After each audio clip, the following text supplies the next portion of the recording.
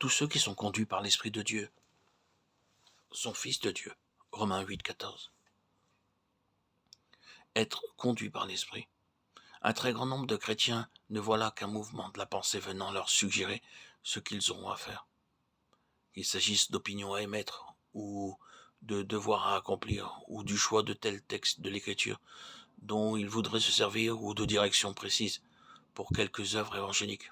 Or, qu'ils voudraient être éclairés par l'Esprit et savoir ce qui vaudra le mieux. Ils prient dans ce sens, mais en vain. Et si parfois ils croient avoir reçu une réponse, ils n'en éprouvent ni l'assurance ni la satisfaction qui serait pour eux le sceau de toute inspiration venant de l'Esprit. Il en résulte que les directions de l'Esprit, loin de mettre fin à toute hésitation et toute difficulté, loin d'être un secours bienfaisant, deviennent bien plutôt pour eux une source de perplexité et de difficultés nouvelles.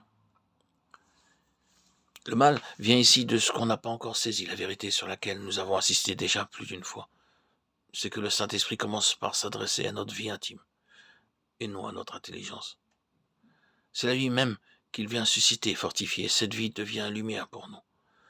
Quand nous avons renoncé à nous conformer au monde et à l'esprit du monde, quand nous renions résolument la vie de notre ancienne nature et la volonté de la chair, nous sommes transformés par le renouvellement de notre esprit, de notre intelligence. Et par là, notre intelligence devient capable d'éprouver que la volonté de Dieu est bonne, agréable et parfaite. Romains 12, 1, 2. Le contexte de Romains 8, 14 montre très clairement le rapport intime qui existe entre l'œuvre de sanctification pratique de l'Esprit en nous et la lumière par laquelle il nous conduit.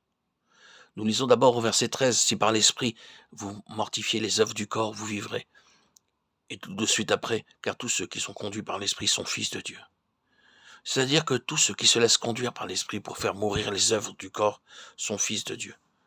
Le Saint-Esprit est le même Esprit qui a produit en Jésus-Christ une vie sainte et qui vient à présent agir en nous avec sa puissance de vie divine.